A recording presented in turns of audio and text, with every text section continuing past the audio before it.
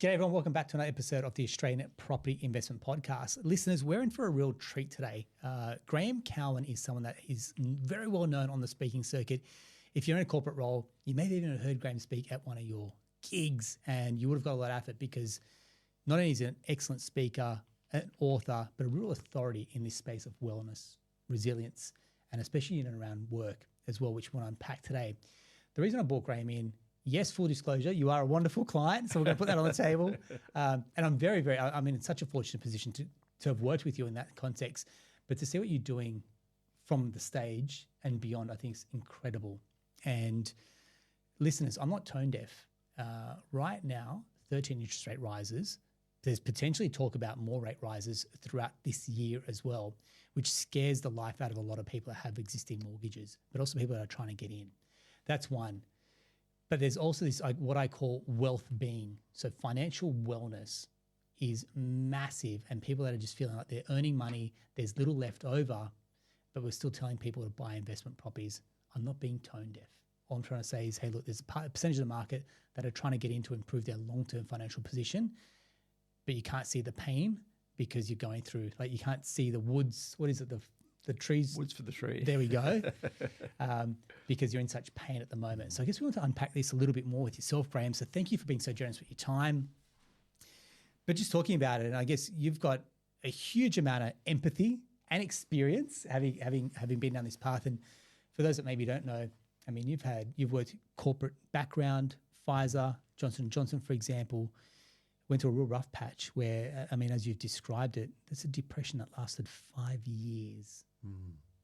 That's not normal. It was a really, really rough time. And to be honest, I never thought that I would come out of it. I just was, I lost my job, my marriage broke down. I had to go and live with my parents. And they were a tremendous support. I, quite honestly don't think I would have made it without them. It was... I tried everything, drugs, shock therapy, psychologists, the works. And it was really probably just a combination of things that led me back from the brink, as I talk about. So it was committing to walking and exercise every day. It was reconnecting with family and friends that I'd isolated myself from. It was also, after I'd started to come back a bit, I then was able to get into meditation, and that's become a really core ritual of mine, really keeps me in the green zone. And then I guess the final part was deciding to write my book, Back from the Brink. Yeah.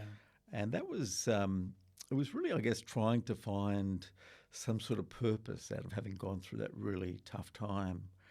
And I interviewed a range of people from, well-known people to everyday people, and just, followed their path, see what they learnt, see what they would do differently if they had their chance.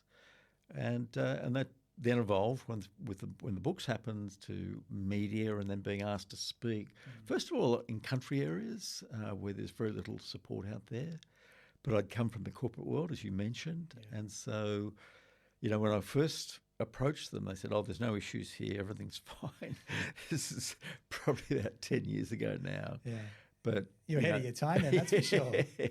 Now they can't get enough of you. Yeah. But certainly, the last 5 years, it's just become really, really dramatic. And COVID contributed to that. And, as we were talking just before we came on air, there's real issues with young people. People from 18 to 24 are the loneliest of all age groups. They also have the greatest incidence of anxiety and depression. So this isn't just issues for us at work. It's also our kids. Our kids coming through are not in great shape. Yeah. Why is that? I mean, 18 to 24, that should be some of the best years. I mean, I look back and they're probably the best years of my life. Not that I don't love life now, but fun, world's at your feet, travel. I guess maybe travel came off the cards for them during COVID. I don't know, socializing, and you're saying they're the loneliest? I mean, people might be quick to point at, say, social media, but we're talking about things that are far bigger than this, aren't we, Graeme? Oh, very much so. And COVID played a massive issue in this. You think of, my experience, your experience at that age, you're going to university, you're going partying, you're meeting people that came from different lifestyles and areas. It was lots of adventure. But this group, and I know a couple of family members that are in this sort of cohort, they didn't go to university. It was all done remotely. And so they didn't have the opportunity to connect, one-on-one. They saw people through a Zoom screen, but it's just not the same. And at that period of your life, it's your friends that are even more important than your family, just in terms of finding your way in the world. And that they went through a really tough time with COVID, and it's still playing out. We've still got a long way to go on this journey. I agree. And you take that cohort, you go up a little bit more in age, and we saw marriages that were breaking down, obviously spending that much time together. And that went across like multiple age, 30s, 40s, 50s, 60s, for example. We've seen that impact as well. That then has its own implications financially. Yeah. As well, people start again. Yeah. I mean, that would have been your scenario as well, where if you lost your marriage, yeah, lost your job, financially, you got to start all over again, don't you? 100%. Luckily, I had income protection insurance, and so that made a big difference. And so, I'm always keen to advocate that, you've got to cover your risks as well as your upside sort of thing. Yeah. But it is starting again, and it can be, a bit scary. But I now have a really fantastic life, and the irony is, I don't think I would have had that if I hadn't gone through that, really bad depressive time, because I was forced to really think about, what's important, what's my priorities, and really redesign my life so that it's first and foremost about well-being, but also making an impact as well. I mean, there's groups like the Men's Table, which they talk a lot about men's, men have got a high rate of suicide, for example. I read the stats around it. I mean, in Australia, over 3,000 people died of suicide in 2022. That's some staggering numbers here. 15th, suicide's the 15th leading cause of death, for example, as well. These are some damning numbers. And when we go back and we retrace the roots or the origins about what's led them down this path of feeling helpless or hopeless, finances kind of ranks up there as well, doesn't it?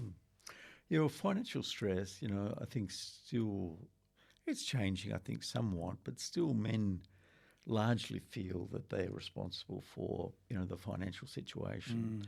That's not always the case now, but for many men, it was certainly for me, that was it's a sense of self, though, isn't it? Even if someone says, hey, look, your partner's 50% contributing to the income, you still feel like, I don't know, DNA, I still need to be the man of the house or bring home the bacon as well. Yeah, it is. And there's been lots of, financial stress, as you mentioned in your intro, rising mortgage rates, rents are rising. And so, you really have to work and be disciplined about staying well. And, I went to really, really dark places, and I don't want to ever go there again, which is why, I'm very disciplined about, my meditation, my stretching, my exercise, but also more importantly, connecting with others in a really great way. You mentioned Men's Table, and I think that's a great initiative. There's the Men's Shed, which is for older people, but there's many ways to have a version of a Men's Shed. For example, I've been in a share investing group for 25 years. Yeah, right. And there's been 13 guys in there, and it's our Men's Shed. Yeah. Every month we go to someone's house, but it's more about camaraderie. At the end, we sort of have a bit of a chat about what we're going to buy and sell and all that sort of stuff. But it is building that. And after my breakdown as well, I just became really determined to have these occasions when I would be able to build strong relationships with other men as well. Yeah. So every Sunday morning I meet two friends at Curl. We go for a bit of a walk down to Manly, have a breakfast together.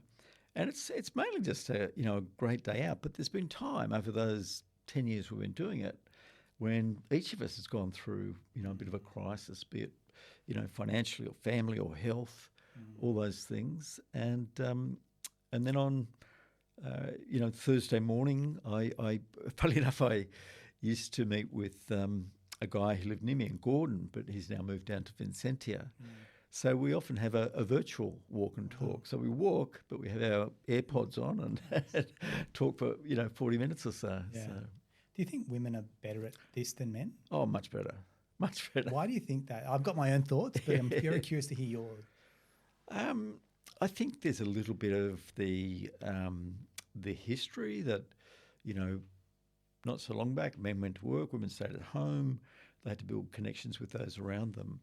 But I think they are just better at relationships. I'm not saying it's perfect for them, but they as a group, are better than men. And a lot of men can become very isolated. That they have a lot of their relationships through work. Absolutely. A lot through work. So if they suddenly lose their job, they're in a terrible situation. Or if they suddenly go through a separation or divorce, they find out that the wife was the social secretary. They'll often call that social secretary. Yeah.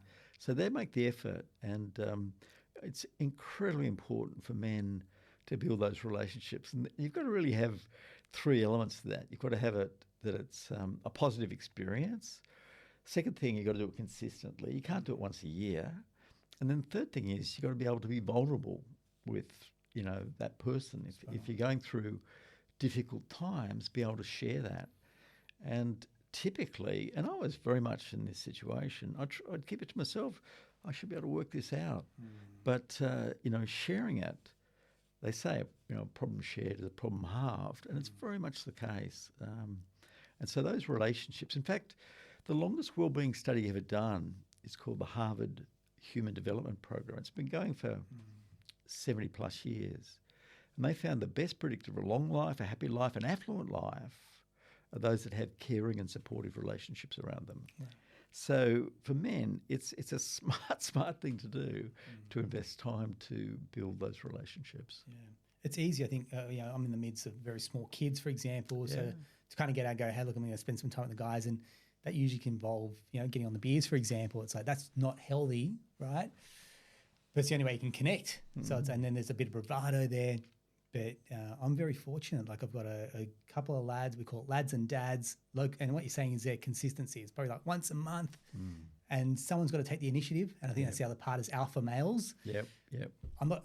Who's going to lead, right? A clash of the egos there. But then what I found is consistency, and you touched on that. My mate Matt and I, we worked out that we had dinner together more than we had with our own wives. But it's also like, you call it like the 50 and then 100-hour rule. And I feel like once we clicked over a certain time spent together, you just went so deep. It wasn't this, hey, how you going? Yeah, I'm good, thanks. Yeah, everything's great. You actually went very, very deep. And a couple of us now get together. It's like the conversation isn't superficial. This is a safe space. Yeah. And we can actually go deep, be vulnerable with each other. Yeah. And we know that it's not going anywhere either, which I think is another part to go, hey, a bit of the bro code. Definitely. That it's like whatever stays, gets said here stays here as well. And you need to find that tribe. And again, maybe COVID, people have moved to different areas. You've got to restart social networks and rebuild those as well. And you talk about the loneliness. For younger people, I see that. I'm like, they've got so used to sitting at home. What did you do on the weekend? I just chilled out at home. I'm like, it's a different time that we're in, isn't it? It is. And I think, there are some solutions. If you think about things that you're passionate about, and that could be, just speaking of men, it could be football, it could be fishing, it could be exercise, it could be going to the gym, whatever. But, there's websites that can help you find people with those interests in your area.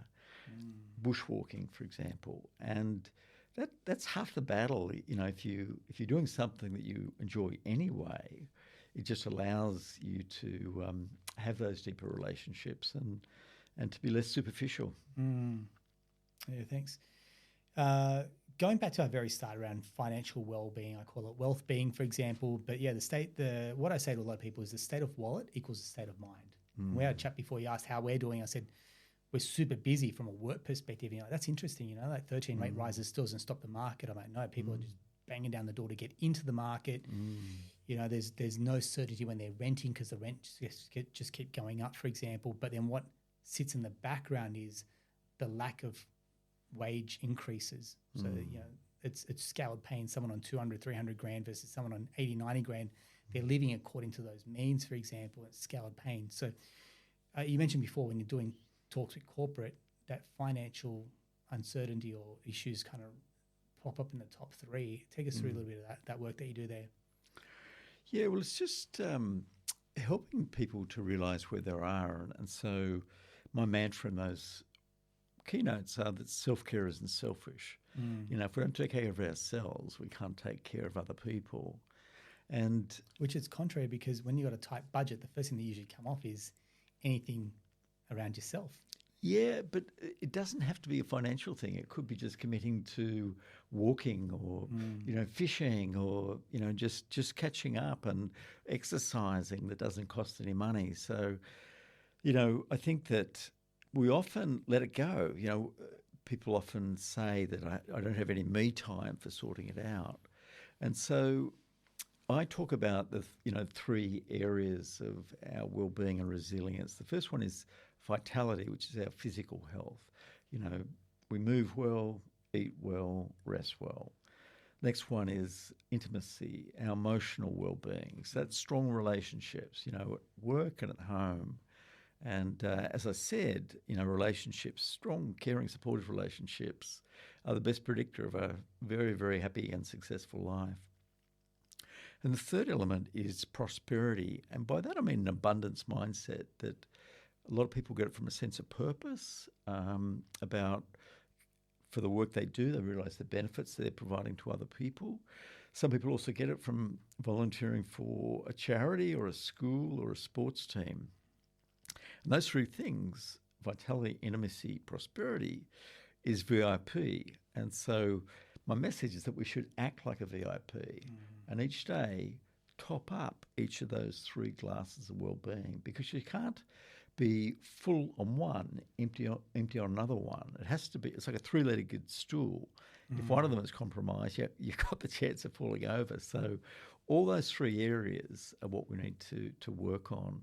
And, another concept I talk about is the moodometer.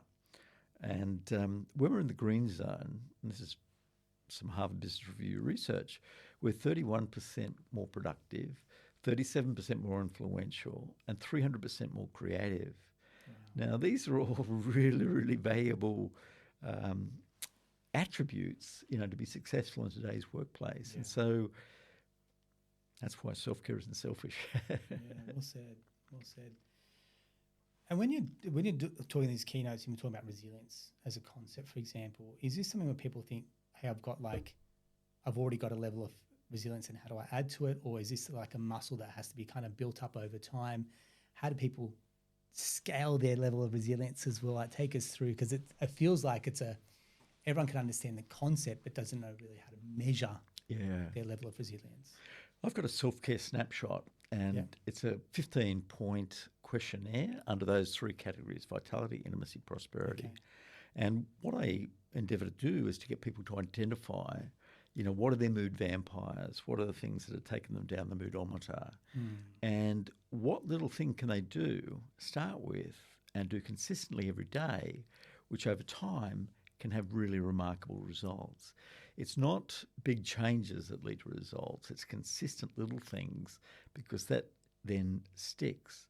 And if we stick one healthy habit, it massively increases the chance we'll do a second one and a third one following that. So there is the individual side of things, but I also talk very much about team care and psychological safety, because we are not islands. In teams can be the best things, the healthiest things. If you ask people, to reflect on the best team they've been on, and I do this when I survey people as well, give them a whole bunch of attributes, and usually the top three are that we had each other's back, we enjoyed working together, and we cared about each other. These are the foundations for really, really great teams. And building psychological safety means that people feel involved in the decision making. It means that they can be their authentic self. It means that they can try new things and know that if it doesn't work out, we'll learn quickly and move on. Yeah. when you're in those teams, they are fantastic. They really are. And, people are yearning for those teams now. Yeah. I mean, we use a lot of the examples around sporting teams. It's probably the great way to look at teams. And I thought about, analogy being Sydney-based, we also look at the football teams, go, who's the top four, who's the bottom four, and what are they doing versus what are they doing? And so it's very clear to see. I mean, having each other's back, you can see it. United, we stand, divided we fall. So the poor performing teams are constantly finger pointing and blaming. It's the coach, it's the players, it's the support staff, for example.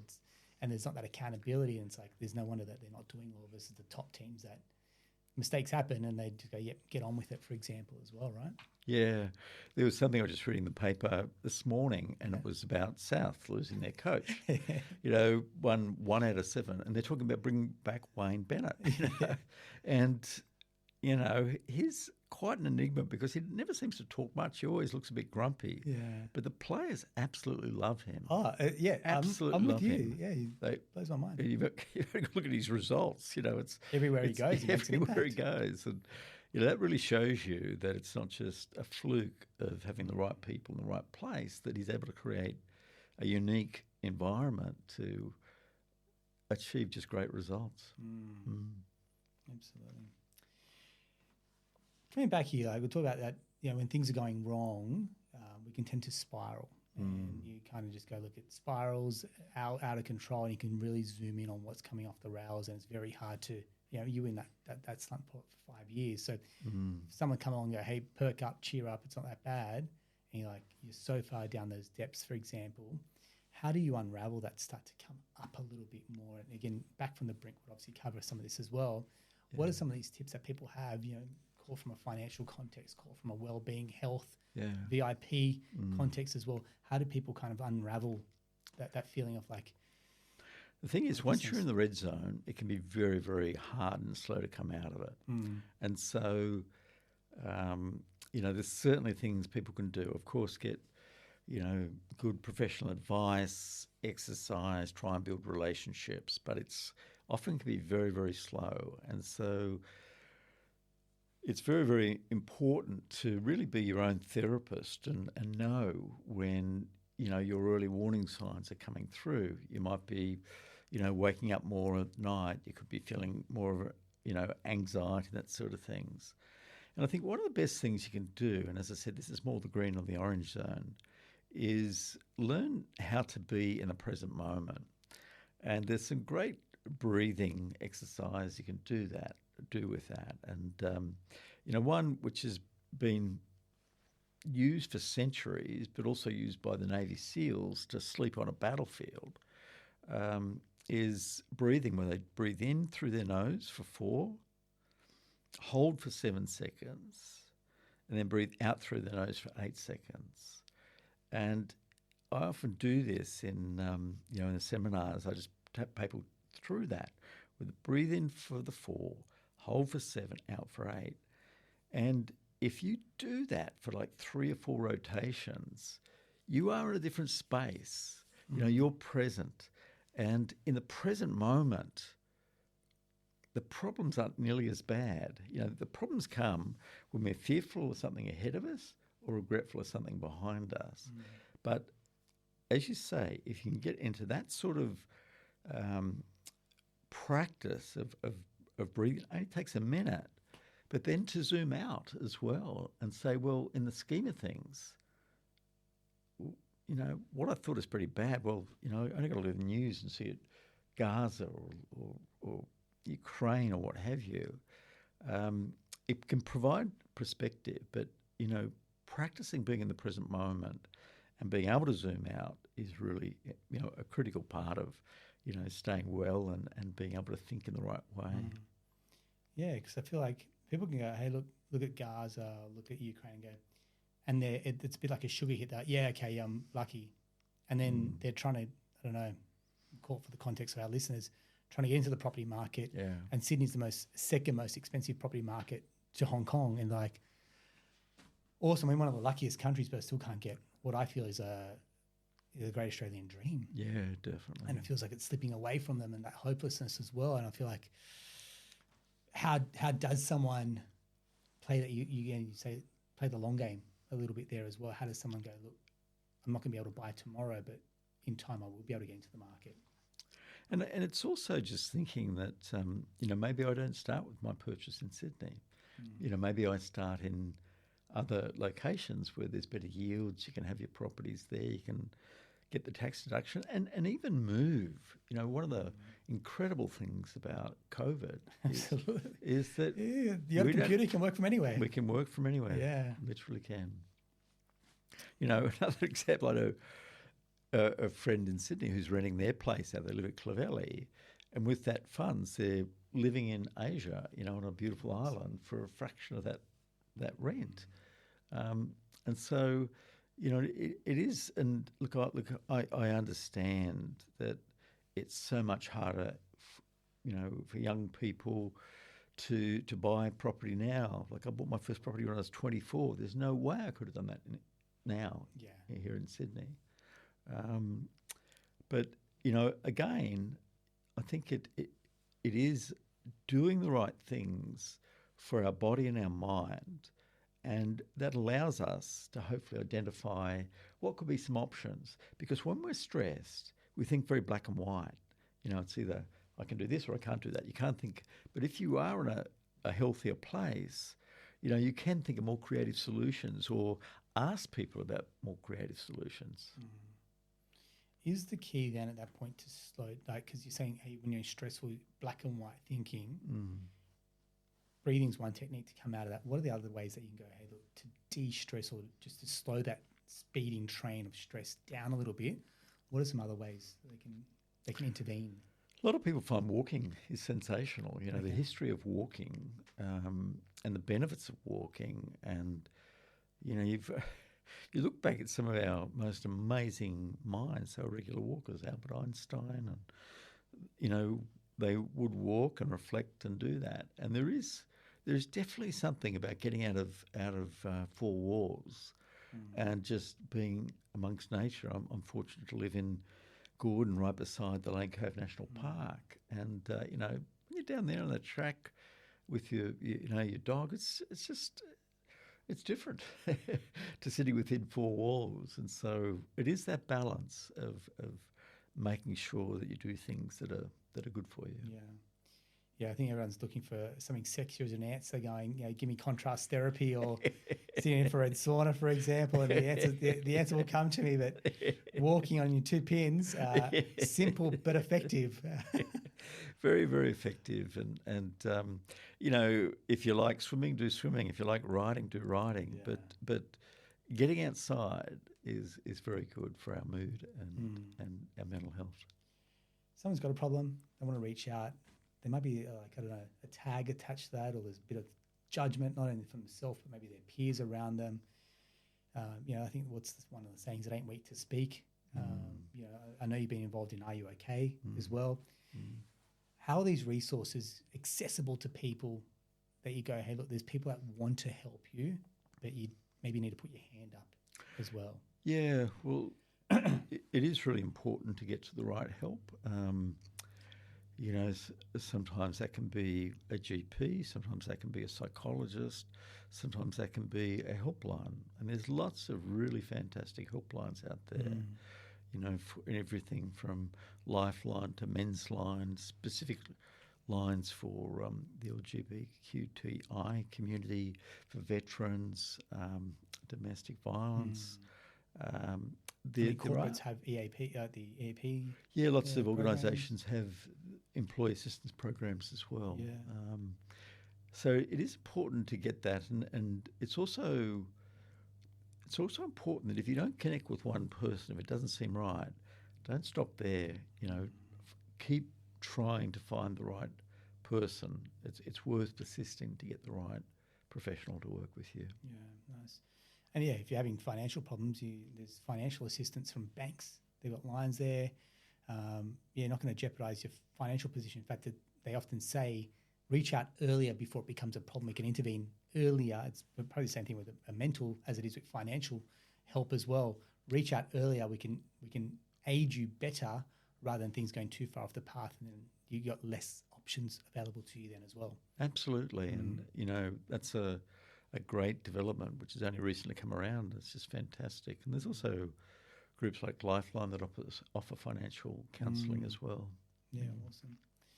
I want to say thank you very much. I really appreciate, you obviously got a great temperament for this. And when you look back, it's maybe hard to go, you had to go through those years to now connect the dots and to get you to where you are. But the message that you got obviously resonates with a lot of people, especially in a time like this, isn't it, Graeme, where you're probably doing corporates and they're working longer hours, stronger, bigger demands on their time and the time they've got for family or putting tools down as well, working around the clock. And someone like you comes around and says, hey, look, self-care isn't selfish is a message that they need to probably hearing a few times before it really sinks in and goes, I need to be able to put myself first before I put the gas mask on others. Very much so. Yeah. Thank you very much.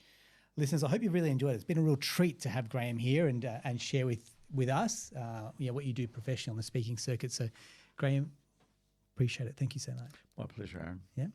If you found this helpful, or if you know someone that's struggling a little bit and you don't know exactly how to help them out, maybe this episode is something that you can just share to them and say, look, maybe it's something that can, from someone else who's a trained professional, can just get you back on the path a little bit. And if you are suffering in silence, we say don't. Put your hand up, ask for some help. No judgment as well. Graeme, appreciate your time. Thank you. Thanks, Aaron. Talk to you soon. Thanks.